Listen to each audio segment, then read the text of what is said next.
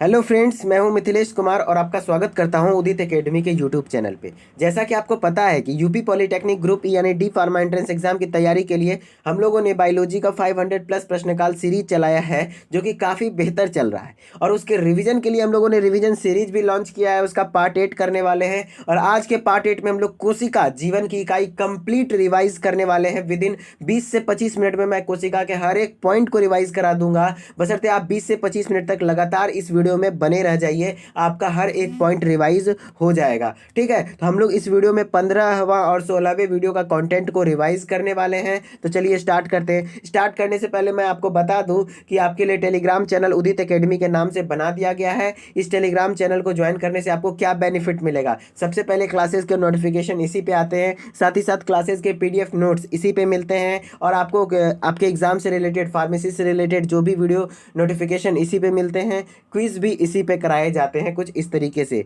ठीक है, और एक बात के लिए माफ़ी चाहूँगा कि मेरा आवाज़ हो सके आज थोड़ा आपको ख़राब लग रहा हो, थोड़ा मोटा या फिर धीरे आ रहा हो, लेकिन मैं अपने जानते पूरी कोशिश कर रहा हूँ कि ज़ोर से बोलूँ, क्योंकि मेरा थोड़ा तबीयत ख़राब है तो मैं बोल नहीं पा, आवाज़ सही से नहीं निकल रहा है। लेकिन मैं फिर भी पूरा दम लगाऊंगा कि आपको कोई दिक्कत नहीं हो। अगर दिक्कत भी हो रहा हो तो थोड़ा ईयरफोन लगा के मैनेज कर लीजिए। लेकिन आज हम लोग फुल जोश के साथ पूरा क्लास कंप्लीट करेंगे एनी हाउ, क्योंकि हम लोगों का रंगत ही है कि जब तक शरीर में जान है तब तक जहान है। ठीक है, तो आप लोग को भी एग्ज़ाम से पहले टेंशन नहीं लेना है भाई। जब तक एग्ज़ाम के लास्ट तक लड़ते रहिए, पढ़ते रहिए, क्या पता आपका रिजल्ट हो जाए, और होगा ही। जो लास्ट तक टिकता है वही ज़्यादा रन बनाता है। क्रिकेट देखते होंगे ना आप लोग, क्रिकेट में कौन जितना ज़्यादा देर तक पिच पे टिक गया वो रन, ऑब्वियसली है कि वो रन बनाएगा। हो सके शुरुआती में आपसे भी क्वेश्चन नहीं बन रहे हो, लेकिन टिकने के बाद आपसे भी बनेंगे। ठीक है, तो आप लास्ट तक बने रहिए, क्योंकि आप उदित एकेडमी के छात्र हैं। और इस एकेडमी का बस एक ही संघर्ष, एक ही नारा कि बस जब तक जान है तब तक जहान है। ठीक है, इसलिए आप लोग अंतिम तक बने रहिए। तो चलिए आज हम लोग कोशिका जीवन की इकाई कंप्लीट रिवाइज करेंगे पूरा उमंग और जोश के साथ। मैं अपने आवाज़ को कोशिश करूंगा कि पूरे कंप्लीट लेक्चर तक इसी तरीके से बुलंद रख सकूं। ठीक है, तो एक सेकेंड। तो फ्रेंड्स, हम लोगों के पास आ चुका है अपने रिवीजन का स्लाइड, कोशिका जीवन की इकाई, जो कि कंप्लीट करने वाले हैं। 2 से 3 क्वेश्चन का वेटेज रखता है, इसलिए आप इसको इग्नोर नहीं कर सकते हैं। और ये चैप्टर थोड़ा इन्फॉर्मेटिव है, बहुत आसान सवाल आते हैं, बस आप लास्ट तक देख लीजिए, मैक्सिमम क्वेश्चन बन जाएंगे। ठीक है, तो चलिए स्टार्ट करते हैं। पहला क्वेश्चन है, विज्ञान की वह शाखा जिसके अंदर कोशिकाओं का अध्ययन किया जाता है क्या कहलाता है? तो कहता है विज्ञान का वह शाखा जिसके अंदर कोशिकाओं का अध्ययन कहलाए उसको हम लोग साइटोलॉजी कहते हैं। क्या कहते हैं? साइटोलॉजी। साइटोलॉजी का मतलब ही होता है कि कोशिकाओं का अध्ययन। साइटो मतलब सेल, लॉजी मतलब स्टडी। सेल का मतलब कोशिका, स्टडी का मतलब अध्ययन। तो साइटोलॉजी कोशिका का अध्ययन, सेल के स्टडी को हम लोग क्या कहते हैं? साइटोलॉजी कहते हैं। और फादर ऑफ साइटोलॉजी जो पूछ दे तो रॉबर्ट हुक। क्या हो जाएगा?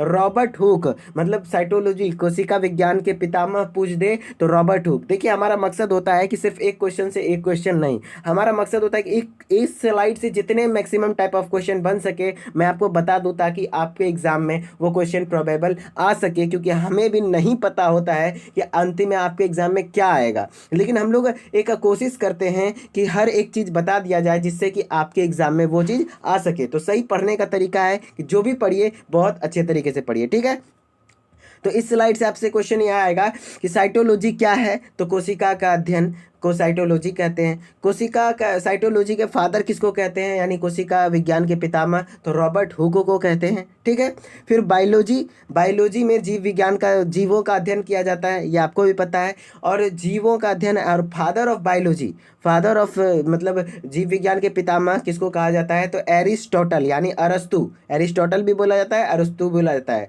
ठीक है, तो अरस्तु बायोलॉजी के जो पितामह है वो कौन है? अरस्तु है। और जेनेटिक्स, जेनेटिक्स के पितामह कौन है भैया? तो जेनेटिक्स के पितामह हैं ग्रेगर जॉन मेंडल। मेंडल साहब थे जो कि जेनेटिक्स के पितामह कहलाते हैं, यानी अनुवांशिकता के पितामह। तो शायद आपको यहाँ पे साइंटिस्ट के बात सारे क्लियर हो गए। थोड़ा इन्फॉर्मेटिव है, थोड़ा रटने वाला है, सुनिए ध्यान से। कोशिकाओं के अध्ययन को हम लोग क्या कहते हैं? Cytology. Father of cytology Robert Hooke. Biology में क्या स्टडी किया जाता है? तो जीव का अध्ययन को जीव विज्ञान कहते हैं। तो इसी तरीके से लाइफ के स्टडी को हम लोग बायोलॉजी कहते हैं। ठीक है, और फादर ऑफ बायोलॉजी अरस्तु को कहते हैं। फादर ऑफ जेनेटिक्स तो ग्रेगर जॉन मेंडल को कहते हैं। ठीक है, चलिए नेक्स्ट क्वेश्चन है, कोशिका की सर्वप्रथम खोज कब और किसने की थी? तो कोशिका की सर्वप्रथम खोज सर्वप्रथम कब और किसने की थी? तो रॉबर्ट हुक ने 1665 ईस्वी में की थी। आपको बता दें कि अगर कोशिका का खोज सिर्फ पूछ दे तो रॉबर्ट हुक मारना है, लेकिन यही पूछ दे कोशिका की जीवित कोशिका की खोज किसने करी थी? तो ल्यूवन हुक ने। किसने करी थी? ल्यूवन हुक ने जीवित कोशिका की खोज करी थी, और रॉबर्ट हुक ने सबसे पहले मृत कोशिका का खोज किया था। तो इसलिए क्वेश्चन यदि ऐसे आ जाए कि कोशिका की खोज किसने की थी, तो रॉबर्ट हुक। यही पूछ दे मृत कोशिका की खोज किसने की थी, तो रॉबर्ट हुक। लेकिन स्पेशली पूछ दे जीवित कोशिका की खोज किसने की थी, तो आंसर चला जाएगा ल्यूवन हुक। ठीक है, तो चलिए हम लोग नेक्स्ट क्वेश्चन पे आते हैं। नेक्स्ट क्वेश्चन से पहले 1 मिनट मैं पानी पी लेता हूँ, थोड़ा आवाज़ और ज़्यादा बैठ रहा है। नेक्स्ट क्वेश्चन, मनुष्य के शरीर में तंत्रिका कोशिका है। मनुष्य के शरीर में जो तंत्रिका कोशिका है वो सबसे लंबी कोशिका है। मनुष्य के शरीर में नहीं बल्कि पूरे, अगर सबसे लंबी कोशिका पूछ दे, सिर्फ सबसे लंबी कोशिका, तो आपको तंत्रिका कौन सा कोशिका आंसर टिक करना है। ठीक है, अगर मनुष्य का शरीर बोल रहा है तब तो और बेहतर बात है कि मनुष्य के शरीर में सबसे लंबी कोशिका कौन सी होती है, तो तंत्रिका कोशिका। बस वही क्वेश्चन उल्टा हो गया है कि मनुष्य के शरीर में तंत्रिका कोशिका है तो सबसे लंबी कोशिका। ठीक है, अब फिर इससे कुछ क्वेश्चन आते हैं, जैसे कि सबसे छोटी कोशिका कौन सी है? तो सबसे छोटी कोशिका को हम लोग पीपीएलओ कहते हैं, जिसको हम लोग इंग्लिश में कहें फुल फॉर्म तो प्लूरोनिमोनिया। क्या कहते हैं? Pleuropneumonia organism. और क्या कहते हैं, और क्या कहते हैं इसको? माइकोप्लाज्मा भी बोला जाता है। क्या बोला जाता है? इस एक ही नाम है, प्लूरोनिमोनिया ऑर्गेनिज्म बोले, चाहे पीपीएलओ बोले या माइकोप्लाज्मा बोले, तीनों एक ही नाम है, ऑप्शन में कुछ भी रह सकता है। तो सबसे छोटी कोशिका पीपीएलओ, उसी को माइकोप्लाज्मा भी बोलते हैं, उसी को प्लूरोनिमोनिया लाइक ऑर्गेनिज्म भी बोलते हैं। ठीक है, तो आपको क्वेश्चन क्या आएगा? सबसे लंबी कोशिका तंत्रिका कोशिका, सबसे छोटी कोशिका पीपीएलओ, उसी को माइकोप्लाज्मा भी बोला जाता है, और उसी को सॉरी 1 सेकेंड, सॉरी थोड़ा सा वॉमिटिंग टाइप का लगने लगा, लेकिन कोई दिक्कत नहीं, चाहे कुछ भी हो जाए, क्लास लास्ट तक हम लोग कंप्लीट करेंगे। तंत्रिका कोशिका क्या कहते हैं? सबसे छोटी कोशिका कौन सा है? तो माइकोप्लाज्मा, जिसको हम लोग पीपीएलओ प्लूरोनिमोनिया लाइक ऑर्गेनिज्म कहते हैं। ठीक है, अब आते हैं अनियमित कोशिका। अनियमित कोशिका कौन सी है? तो डब्ल्यूबीसी आपने देखा होगा, डब्ल्यूबीसी जो कि व्हाइट ब्लड सेल यानी श्वेत रक्त कोशिका, जिसका कि कोई आकार नहीं होता है, वो अपने परिस्थिति के अनुसार अपने आकार को बदल लेता है। तो अनियमित कोशिका का उदाहरण डब्ल्यूबीसी, सबसे लंबी कोशिका का उदाहरण तंत्रिका कोशिका, और सबसे छोटी कोशिका का उदाहरण पीपीएलओ, जिसको हम लोग प्लूरोनिमोनिया लाइक ऑर्गेनिज्म कहते हैं। तो आपको क्लियर हो गया होगा। ठीक है, चलिए नेक्स्ट स्लाइड। अगर समझ में नहीं आ रहा है तो आप इसके बेसिक वीडियो को देखिए, वहाँ पे बहुत अच्छे डायग्राम्स के साथ समझाया गया है, आपको कन्फर्म में समझ में आएगा। लेकिन अगर आपको समझ में आ रहा है तो लास्ट तक बने रहिए, कंप्लीट करेंगे आज हम लोग। ठीक है, सेंट्रोजोम विशेष रूप से भाग लेता है। देखिए, सेंट्रोजोम सिर्फ जंतु कोशिका में पाया जाता है, और ये कोशिका के विभाजन में मदद करता है। किसके विभाजन में मदद करता है?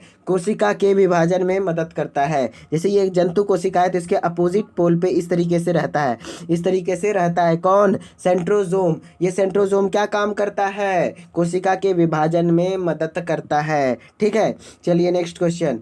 कोशिका यांत्रिकी मैकेनिकल सहायता पाता है। कोशिका को जो यांत्रिक सहायता यानी मैकेनिकल सपोर्ट मिलता है, सहायता मिलता है, वो अंतःप्रद्रवी जालिका से मिलता है, एंडोप्लाज्मिक रेटिकुलम। किससे? एंडोप्लाज्मिक रेटिकुलम से। ठीक है, चलिए नेक्स्ट क्वेश्चन। अंतःप्रद्रवी जालिका, थोड़ा सा आवाज़ के लिए मैनेज कीजिए, बस थोड़ा सा आप हम लोगों को मतलब थोड़ा सा आप कष्ट बर्दाश्त कीजिए, पूरा चैप्टर रिवाइज होगा। ठीक है, 70S राइबोसोम पाया जाता है। 70S जो राइबोसोम है वो प्रोकैरियोटिक कोशिका में पाया जाता है। किस में पाया जाता है? प्रोकैरियोटिक कोशिका में। कैसे राइबोसोम पाए जाते हैं? 70S। यही पूछ देगा यूकैरियोटिक कोशिका में कैसे पाए जाते हैं? 80S। किससे?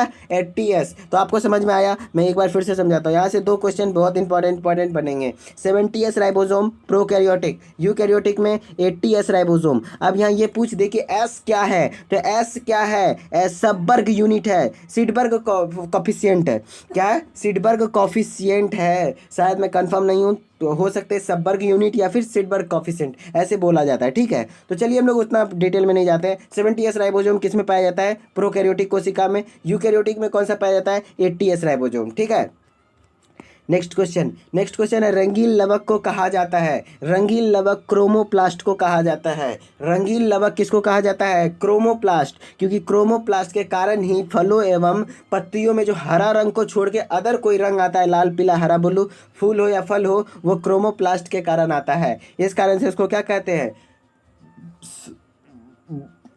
इस कारण से रंगीन लवक किसको कहते हैं? क्रोमोप्लास्ट को। क्या? क्रोमोप्लास्ट को रंगीन लवक कहा जाता है। फिर मैं बात करूं क्लोरोप्लास्ट, क्लोरोप्लास्ट को हरित लवक बोला जाता है। क्या बोला जाता है? हरित लवक। हरित लवक किसे बोला जाता है? क्लोरोप्लास्ट को। और ल्यूकोप्लास्ट को श्वेत रक्त कोशिका, सॉरी अवर्णी लवक कहा जाता है। क्या कहा जाता है? अवर्णी लवक। देखिए मैं एक बार इरेज करके समझाता हूँ। रंगीन लवक कहा जाता है किसको? क्रोमोप्लास्ट को। क्यों? क्योंकि ये पौधों में जो रंगीन कलर देता है, जैसे फूल का हो या फल का हो, वो क्रोमोप्लास्ट के कारण। ठीक है। फिर क्लोरोप्लास्ट को क्या कहा जाता है? हरित लवक। क्यों? क्योंकि पत्तियों का जो हरा रंग होता है वो क्लोरोप्लास्ट के कारण होता है। फिर ल्यूकोप्लास्ट का क्या काम है? ल्यूकोप्लास्ट को अवर्णी लवक कहते हैं। ये रंगहीन होता है, इसमें कोई रंग नहीं होते हैं। और इसका काम क्या होता है? इसका काम है खाना को संचय करना। जो भी भोजन बनाएगा, क्या कहते हैं, प्लांट या पौधा, वो क्या करेगा? फूड को स्टोर करेगा। ठीक है। कौन? ल्यूकोप्लास्ट। चलिए नेक्स्ट क्वेश्चन, ग्रेनम पाया जाता है। ग्रेनम किस में पाया जाता है? तो ग्रेनम आपको बता दे कि क्लोरोप्लास्ट में ही पाया जाता है। कहाँ पाया जाता है? क्लोरोप्लास्ट में। जैसे क्लोरोप्लास्ट ये संरचना है, इसमें बहुत सारा छोटा छोटा थाइलाकॉइड होता है, जिसके ऊपर एक के ऊपर क्वाइन बना होता है। इसके ग्रुप को क्या कहते हैं? ग्रेनम कहते हैं। अगर नहीं समझ में आया तो मैंने बहुत अच्छे डायग्राम्स यूज किए हैं बेसिक वीडियो में, वहाँ जाके देखिए, आपको हर एक चीज़ क्लियर हो जाएगा। ठीक है। नेक्स्ट क्वेश्चन, गोल्जी बॉडी का कार्य है। देखिए गोल्जी बॉडी का कार्य होता है कोशिका श्रवण करना। कोशिका का स्राव करना किसका काम है? गोल्जी बॉडी का काम है। तो आपको ध्यान रखना है कि गोल्जी बॉडी का काम क्या है? कोशिका का स्राव करना। ठीक है। चलिए नेक्स्ट क्वेश्चन है प्लाज्मा झिल्ली को बनाता है।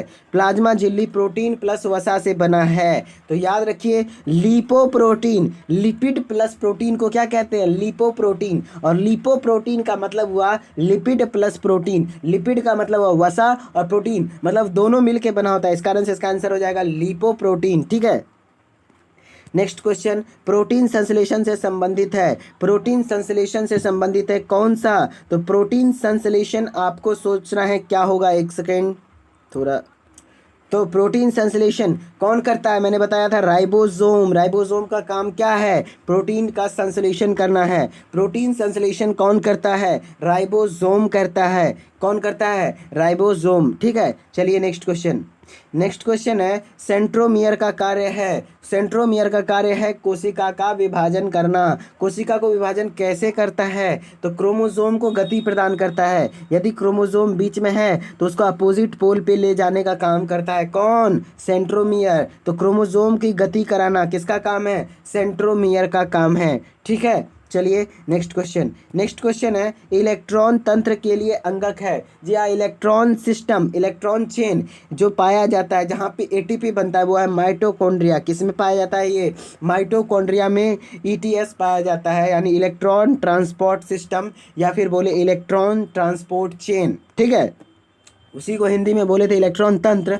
जो अंग किसके लिए के लिए अंगक है, वो किस अंग में पाया जाता है? तो वो माइटोकॉन्ड्रिया में पाया जाता है। ठीक है। नेक्स्ट क्वेश्चन, क्रोमोसोम अंतिम सिरा को क्या कहते हैं? देखिए क्रोमोसोम के अंतिम सिरा को क्या कहेंगे? टीलोमियर। क्या कहते हैं? टीलोमियर। क्रोमोसोम के अंतिम सिरा को टीलोमियर कहते हैं, और बीच वाले सिरा को, मध्य सिरा को क्या कहते हैं? बीच वाले को क्या कहते हैं? सेंट्रोमियर। और अंतिम वाले सिरा, जैसे ये क्रोमोसोम है, ये क्या है? क्रोमोसोम है, तो क्रोमोसोम का निचला हिस्सा क्या कहलाएगा? टीलोमियर। और बिचला वाला हिस्सा क्या कहलाएगा? सेंट्रोमियर। ठीक है। चलिए नेक्स्ट क्वेश्चन। इस पहला पार्ट में इतना ही था। अब चलिए हम लोग सेकेंड पार्ट कंप्लीट करेंगे। बस मैं आपके लिए एफर्ट लगा रहा हूँ, आप भी लास्ट तक बने रहिए। ठीक है। चलिए वीडियो को फटाफट लाइक कर दीजिए अगर अभी तक नहीं लाइक किए हैं। आज का लाइक टारगेट है 100। फटाफट आप लोग वीडियो को लाइक टारगेट अगर 100 करते हैं तो मेरे को लगेगा कि मैंने जो मेहनत किया है, बस बच्चों ने सही रिस्पॉन्स दिया। ठीक है। तो आप लोग फटाफट लाइक कर दीजिए। एक सेकेंड लाता। तो फ्रेंड्स हम लोगों के पास cell the unit of life का पार्ट 2 का स्लाइड आके तैयार है। तो चलिए हम लोग फटाफट फुल एनर्जी के साथ रिवीजन करते हैं। मैं बोल दे रहा हूँ कि मैं थकने वाले में से नहीं हूँ, मैं कंप्लीट करूँगा चाहे आज जो भी हो जाए, इसलिए मैं पूरा एफर्ट लगा रहा हूँ कि कंप्लीट करूँ। आप भी लास्ट तक बने रहिए। क्या है, एक सेकेंड, क्वेश्चन अंतर्द्रवी जालिका केंद्र है। याद रहे यहाँ अंतर्द्रवी गलत लिखा हुआ है, अंतःप्रद्रवी जालिका होता है। हिंदी है, टाइप करने में प्रॉब्लम आते हैं, ठीक है। तो अंतःप्रद्रवी जालिका केंद्र है, किसका केंद्र है? प्रोटीन संश्लेषण का केंद्र है। जी हाँ, प्रोटीन संश्लेषण। ये जो दिख रहा है आपको, ये किसका काम है? ये इसका किसका केंद्र है? तो प्रोटीन संश्लेषण। देखिए मैं बात बताता हूँ ऐसा कि अंतःप्रद्रवी जालिका जो है ये दो तरीका का होता है, दो तरह के होते हैं। एक स्मूथ होते हैं, एक रफ होते हैं। स्मूथ वाले पे क्या नहीं पाया जाता है? राइबोसोम नहीं पाया जाता है, और रफ वाले पे राइबोसोम पाया जाता है। इसीलिए इसको रफ बोलते हैं, क्योंकि अगर इस पे राइबोसोम दाना दाना टाइप का पाया जाएगा तो वो खुरदुरा हो जाता है, ठीक है। तो आपको पता है कि राइबोसोम का काम क्या है? प्रोटीन का संश्लेषण करना। पिछले भी थोड़ा देर पहले भी पढ़े हैं। तो इसी कारण से जो अंतःद्रवी जालिका को केंद्र माना जाता है, वो किसका केंद्र माना जाता है? राइबोसोम यानी प्रोटीन संश्लेषण का केंद्र माना जाता है, ठीक है। चलिए नेक्स्ट क्वेश्चन है, एक पॉलीसोम किसके ग्रुप का बना होता है? मैं आपको बता दूं कि पॉलीसोम का मतलब होता है कि mRNA है, उस पर बहुत सारा राइबोसोम लगा होता है। तो मतलब mRNA प्लस राइबोसोम को हम लोग क्या कहते हैं? पॉलीसोम कहते हैं। जैसे बहुत सारा राइबोसोम है, उसको mRNA पर बिछा दिए, इस तरीके से ग्रुप बना दिए, तो उसको पॉलीसोम कहते हैं, ठीक है। तो आपको जो पूछ दे कि पॉलीसोम किसके ग्रुप का बना होता है, तो राइबोसोम। अगर ऑप्शन में राइबोसोम प्लस mRNA रहेगा तो वो आंसर टिक करना है। जैसे कि नेक्स्ट क्वेश्चन में आया हुआ है, ये प्रीवियस ईयर क्वेश्चन है और वो भी प्रीवियस ईयर क्वेश्चन है। जैसे मैं दिखाई देता हूँ आपको, हाँ जी, ये क्वेश्चन है, पॉलीसोम क्या है? तो आंसर लिया था राइबोसोम प्लस mRNA। जी हाँ, आंसर यही होगा। राइबोसोम जो लगा होता है वो किस पे लगा होता है? तो mRNA पे लगा होता है। तो अगर ऑप्शन में दे कि राइबोसोम प्लस mRNA, तो आपको ये टिक करना है। नहीं तो सीधा पूछ दे कि पॉलीसोम किसके ग्रुप का बना होता है, तो राइबोसोम के ग्रुप का बना होता है, ठीक है। तो चलिए हम लोग क्वेश्चन स्टार्ट करते हैं। नेक्स्ट क्वेश्चन है, निम्नलिखित में से किसकी अनुपस्थिति पादप कोशिका जंतु कोशिका से भिन्न है? तो पादप कोशिका और जंतु कोशिका में जो भिन्न है वो क्या है? सेंट्रियोल है। मैं पहले ही बता रहा हूं कि सेंट्रियोल सिर्फ जंतु कोशिका में पाया जाता है, पादप कोशिका में नहीं पाया जाता है, ठीक है। और कुछ मुख्य अंतर है, देख लीजिए। पादप कोशिका में कोशिका भित्ति होती है, लेकिन जंतु कोशिका में कोशिका भित्ति नहीं होती है।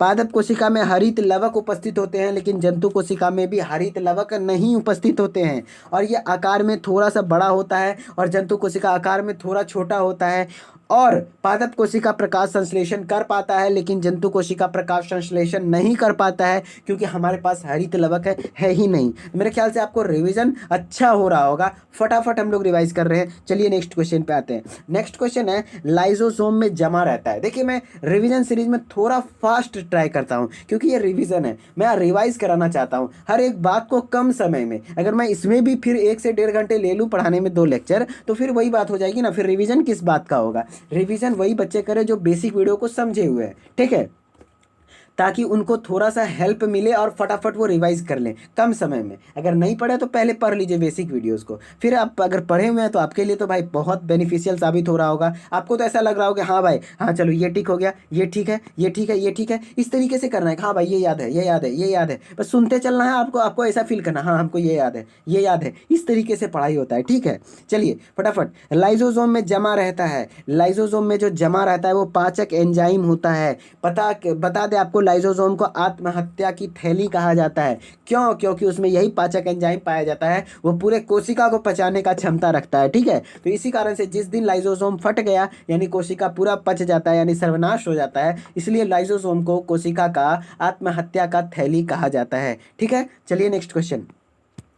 नेक्स्ट क्वेश्चन, माइटोकॉन्ड्रिया का दीवार बना होता है। माइटोकॉन्ड्रिया के दीवार पे ही तो ईटीएस चलता है, इलेक्ट्रॉन ट्रांसपोर्ट सिस्टम, याद है? जो इलेक्ट्रॉन ट्रांसपोर्ट सिस्टम के कारण ही तो वहाँ पे एटीपी का निर्माण होता है। तो ये पूछ रहा है माइटोकॉन्ड्रिया को जो दीवार बना होता है। जी हाँ, लिपोप्रोटीन से। चाहे कोशिका झिल्ली पूछ दे, कोशिका झिल्ली भी लिपिड प्लस प्रोटीन से बना होता है। माइटोकॉन्ड्रिया पूछ दे, माइटोकॉन्ड्रिया भी का भी दीवार जो बना होता है वो किससे बना होता है? लिपिड प्लस प्रोटीन से बना होता है, ठीक है। चलिए नेक्स्ट क्वेश्चन है, माइटोकॉन्ड्रिया माइटोकॉन्ड्रिया संबंधित है भैया एटीपी के निर्माण से। मैंने अभी तो बताया कि कोशिका जो माइटोकॉन्ड्रिया उसके दीवार पर क्या चलता है, ईटीएस यानी ईटीसी, इलेक्ट्रॉन ट्रांसपोर्ट चेन, जो उस पर क्या होता है, एटीपी का निर्माण होता है। तो माइटोकॉन्ड्रिया जो संबंधित है वो किससे संबंधित है, एटीपी के निर्माण से। इसी कारण से तो इसको power house of the cell कहते हैं। कोशिका का ऊर्जा गृह कहा जाता है, क्योंकि कोशिका को जो पूरा कोशिका में ऊर्जा का उत्पादन होता है वो एकमात्र माइटोकॉन्ड्रिया में ही होता है, वो भी कहाँ, ईटीसी यानी इलेक्ट्रॉन ट्रांसपोर्ट चेन पर ही होता है। ठीक है, ये क्वेश्चन हमने कर लिया। चलिए नेक्स्ट क्वेश्चन, जीवित कोशिका के भीतर ऊर्जा स्रोत है, तो ये क्वेश्चन तो आपको भी आ रहा होगा भैया, माइटोकॉन्ड्रिया। क्या है, माइटोकॉन्ड्रिया। जीवित कोशिका के भीतर ऊर्जा का स्रोत क्या है, माइटोकॉन्ड्रिया। नेक्स्ट क्लास, तरल मोज़ेइक मॉडल मत के प्रस्तुत किया था। तो तरल मोज़ेइक मॉडल देखिए, ये कोशिका का झिल्ली का आकार मतलब संरचना है। ये कोशिका झिल्ली कुछ इस प्रकार से बना होता है। तो वो जो आखिर किसने बनाया था, तो सिंगर एवं निकोलसन ने। किसने बनाया था, सिंगर एवं निकोलसन ने। कोशिका का जो तरल मोज़ेइक मॉडल था, कोशिका झिल्ली का तरल मोज़ेइक मॉडल, वो सिंगर एवं निकोलसन ने बनाया था। ठीक है, चलिए नेक्स्ट क्वेश्चन। नेक्स्ट क्वेश्चन है, कोशिका भित्ति पाई जाती है। तो भैया कोशिका भित्ति सिर्फ पादप कोशिका में पाई जाती है। आपको पता होना चाहिए कि कोशिका भित्ति किस में पाई जाती है, कोशिका भित्ति सिर्फ पादप कोशिका में ही पाई जाती है। ठीक है, नेक्स्ट क्वेश्चन है, ओवर्नी लवक का मुख्य कार्य क्या है। तो भैया आपको बताया था ना मैंने कि क्या कहते हैं, जो ओवर्नी लवक यानी ल्यूकोप्लास्ट, क्या, ल्यूकोप्लास्ट का काम क्या है, खाद्य पदार्थों का संचयन करना। जैसे प्लास्टिड है, प्लास्टिड का बहुत सारा टाइप होता है, क्लोरोप्लास्ट, क्रोमोप्लास्ट, फिर क्या कहते हैं, ल्यूकोप्लास्ट। तो क्लोरोप्लास्ट को हरित लवक कहते हैं, क्रोमोप्लास्ट को वर्णी लवक कहते हैं यानी तो क्या क्लियर है, ल्यूकोप्लास्ट का काम क्या करता है, खाद्य पदार्थों का संचयन करना। ठीक है, तो खाद्य पदार्थों का संचयन कौन करता है, ल्यूकोप्लास्ट। ठीक है, प्लास्टिड को कई पार्ट में बांटा गया है, उसका एक पार्ट ल्यूकोप्लास्ट भी है। नेक्स्ट क्वेश्चन, बस लास्ट क्वेश्चन यही है। तो आखिरकार हम लोगों ने लास्ट में, मैं थोड़ा सा गड़बड़ा गया, मेरे को पानी का ज़रूरत पड़ गया, लेकिन मैंने क्लास कंप्लीट किया। और इसी तरीके से आपके एग्ज़ाम के लास्ट दिन तक, जिस दिन आपका एग्ज़ाम है ना, उस दिन तक मैं पढ़ाऊंगा, उस दिन तक आपको रिवीजन करवाऊंगा।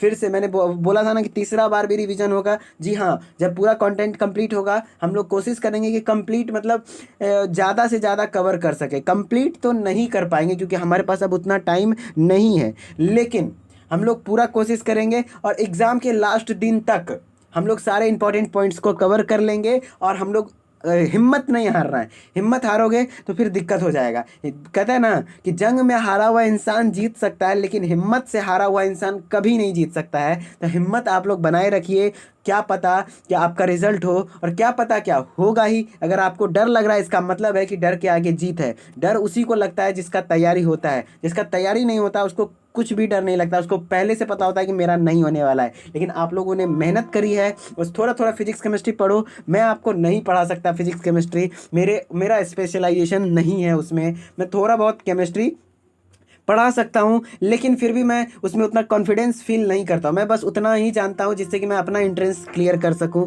मैंने अपना एग्ज़ाम पास किया था। ठीक है, तो आपको फिजिक्स केमिस्ट्री के लिए सर से बात चल रही है, जैसा हो आप लोग अपने हिसाब से, मैं नहीं कहता हूँ सिर्फ उदित एकेडमी पे पढ़िए, जहाँ आपको मिल जाए फिजिक्स केमिस्ट्री का अच्छा कंटेंट पढ़ लीजिए। आपको अपने सिलेक्शन से मतलब रखना है, हमको भी आपके सिलेक्शन से मतलब है, सिर्फ इसी चैनल से नहीं। आप बायोलॉजी हमारे पास पढ़िए क्योंकि हम बेस्ट कंटेंट प्रोवाइड कर रहे हैं। फिजिक्स केमिस्ट्री जहाँ मिल सके भैया वहाँ पढ़ लीजिए, सिलेक्शन लीजिए, फिर आपसे हम लोग बात करेंगे। डरना नहीं है, जब हम इतना हिम्मत रख सकते हैं तो आपको भी रखना है। तो ओके बाय, मिलते हैं फटाफट नेक्स्ट वीडियो में। और एक अच्छा सा कमेंट कर दीजिए कि सर मज़ा आ गया आज का क्लास करके, तो मेरे को दिल को सुकून मिल जाएगा। तो ओके बाय।